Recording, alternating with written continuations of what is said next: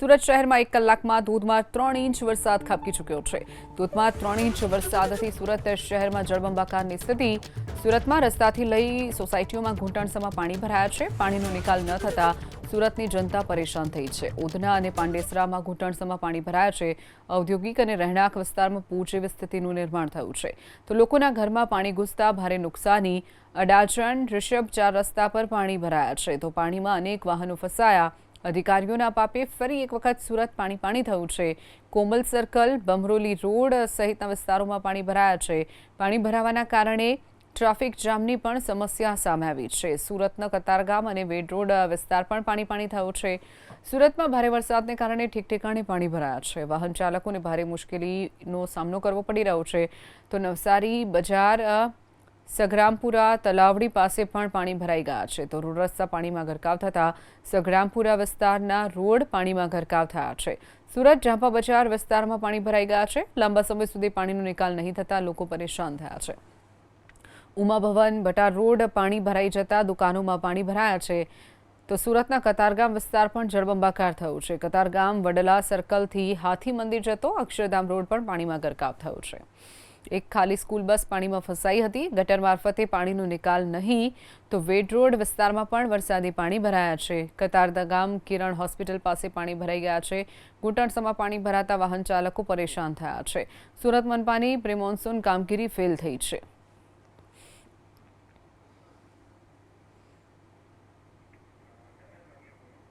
વધુ વિગતો સાથે સંવાદદાતા ધનરાજ બાકલે ફોન લાઈન ઉપર છે। ધનરાજ, આજે સુરતમાં સતત વરસાદ વરસી રહ્યો છે, અનેક વિસ્તારોમાં પાણી ભરાઈ જવાની સમસ્યા, શું વિગતો? જી બિલકુલ, સમગ્ર સુરત શહેરમાં જે પ્રમાણે વરસાદી માહોલને લઈને પાણી ભરાવાની તસવીરો સામે આવી હતી, ત્યારે ક્યાંક ને ક્યાંક સુરત મહાનગરપાલિકાની પ્રી મોન્સૂનની પોલ છે એ ખોલી નાખવામાં આવી છે। એ પ્રમાણેની સ્થિતિ જોવા મળી રહી છે। જે પ્રમાણે અત્યારે હાલ અલગ અલગ વિસ્તારની જો વાત કરીએ તો અઠવાલાઇન્સ વિસ્તાર હોય કે પછી ઉધના વિસ્તાર, પાંડેસરા વિસ્તાર હોય કે બમરોલી વિસ્તાર, કતારગામ વિસ્તાર હોય કે પછી વરાછા વિસ્તાર, માત્ર 2 કલાકની અંદર જે પ્રમાણે વરસાદી પાણીનો ભરાવો થયો હતો, ત્યારે સુરત મહાનગરપાલિકાના અધિકારીઓ જે પ્રમાણે પ્રી મોન્સૂન કામગીરીની વાતો કરતી હતી, એ અત્યારે હાલ માત્ર ચોપડા ઉપર જોવા મળી રહી છે। કારણ કે જે પ્રમાણે ગટરની સાફ સફાઈ થવી જોઈએ એ નહીં થવાના કારણે આ પ્રમાણે સુરત શહેરમાં બીજી વખત જળબંબાકારની સ્થિતિ સર્જાઈ હતી। જોકે પાલિકાના અધિકારીઓ માત્ર ખાડી ડ્રેજિંગ કરતા જોવા મળ્યા હતા, પરંતુ ગટરની સાફ સફાઈ, નાણાંની સાફ સફાઈ કરવી જોઈએ એ ન કરવાના કારણે અત્યારે હાલ સુરત છે આ પ્રકારની પરિસ્થિતિમાં મુકાયું છે। જોકે વારંવાર સંકલનની બેઠકમાં ધારાસભ્યોથી લઈને કોર્પોરેટરો છે એ આ મુદ્દો ઉઠાવતા જોવા મળ્યા હતા, પરંતુ અધિકારીઓ છે એ ધારાસભ્યની રજૂઆતને પણ ઘોડીને પી ગયા હોય એ પ્રમાણેની સ્થિતિનું નિર્માણ થયું હતું। અગાઉ જે પ્રમાણે સંકલનની બેઠકમાં લિંબાયતના ધારાસભ્ય સંગીતા પાટીલે પણ આ બાબતની રજૂઆત કરી હતી।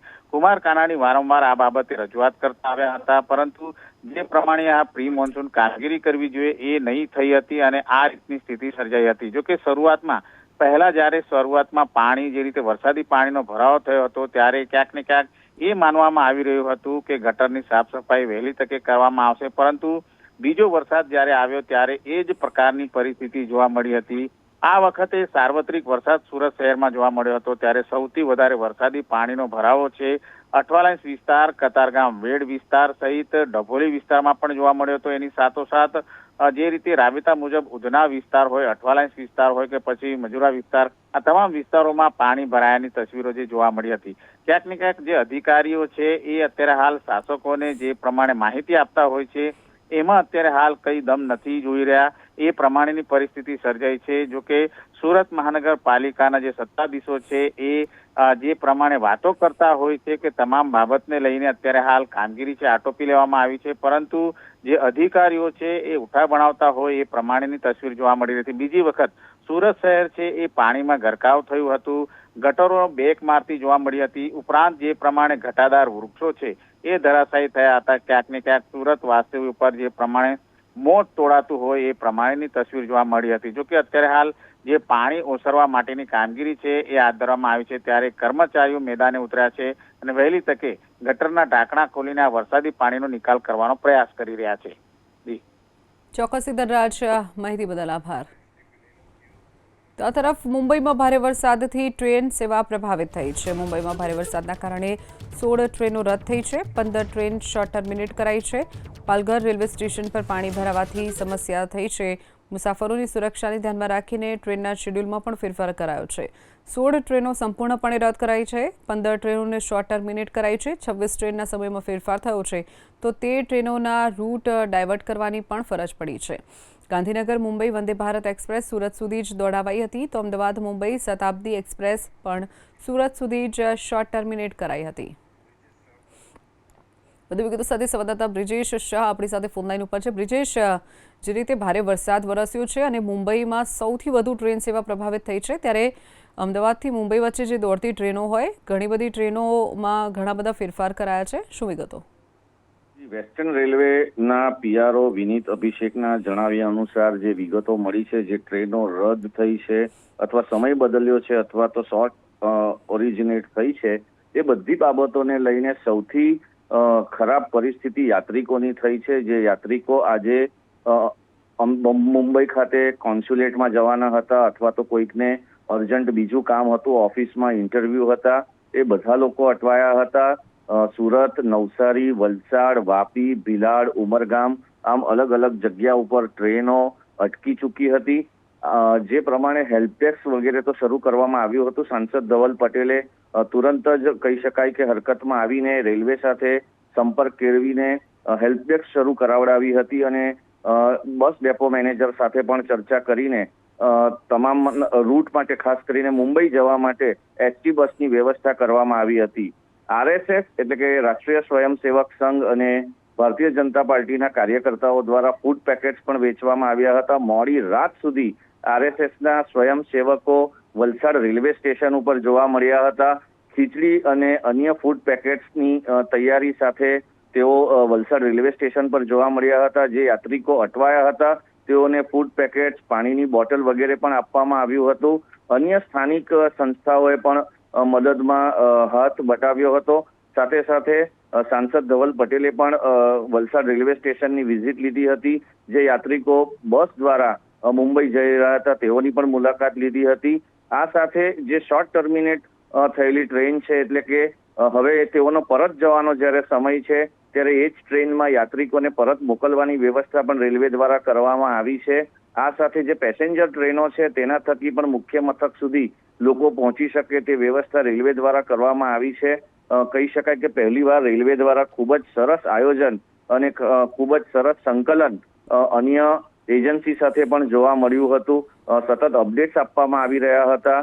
સોશિયલ મીડિયા પણ તેઓનું અત્યારે અપડેટ આપી રહ્યું છે કે કયા પ્રકારે કઈ ટ્રેન ક્યારે ઉપડશે અને કઈ રદ થઈ છે. રૂટ ડાયવર્ટ કરાયા છે. ખાસ કરીને દક્ષિણ ભારતમાં જતી ટ્રેનોને જે રૂટ બદલવામાં આવ્યો છે, એટલે કે વાપી વલસાડથી તે ઉધના થઈને પોતાનો રૂટ બદલીને પણ જશે એવી પણ માહિતી મળી રહી છે. પરંતુ એક વાત ચોક્કસથી રેલવે દ્વારા કહેવામાં આવી છે કે અગર આપ રેલવે દ્વારા મુસાફરી કરવા માંગો તો એકવાર તમામ એપ પર ચેક કરીને પછી જ નીકળવું કે કઈ પ્રકારની વ્યવસ્થા અત્યારે ચાલુ થઈ છે. જી બિલકુલ બ્રિજેશ, માહિતી બદલ આભાર.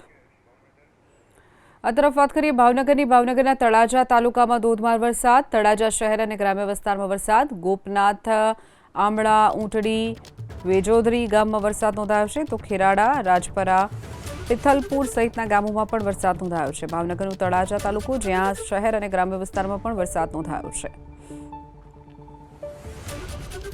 તો ભાવનગરના તળાજામાં ધોધમાર વરસાદ, જેના કારણે કમરસમાં પાણી ભરાઈ ગયા છે.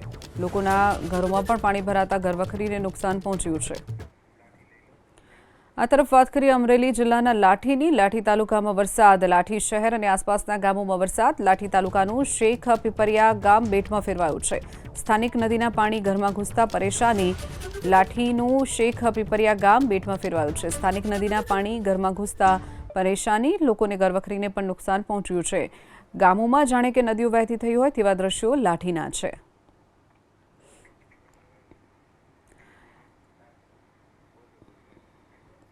અમરેલી જિલ્લાના લાઠી તાલુકાના આ દ્રશ્યો છે, જ્યાં લોકોના ઘરોમાં પાણી ભરાઈ ગયા છે, તો કેટલાક લોકોનું રેસ્ક્યુ કરવાની પણ ફરજ પડી હતી. આ તરફ વાત કરીએ જામનગરની. જામનગરના લાલપુર તાલુકામાં વરસાદ. લાલપુર પંથકમાં ધોધમાર વરસાદની શરૂઆત. જામનગર રોડ, સહકાર પાર્ક, શાક માર્કેટ વિસ્તારમાં વરસાદ નોંધાયો છે. સિઝનનો પહેલો વરસાદ થતાં ખેડૂતોમાં ખુશી જોવા મળી છે. તો જામનગરનું લાલપુર પંથક જ્યાં વરસાદ નોંધાયો છે. જામનગર રોડ સહિતના વિસ્તારોમાં વરસાદ નોંધાતા પાણી ભરાઈ જવાની પણ સમસ્યા સામે આવી છે. સિઝનનો પહેલો વરસાદ થતાં ખેડૂતોમાં ખુશીનો માહોલ છે, તો વાતાવરણમાં પણ ઠંડક પ્રસરી છે.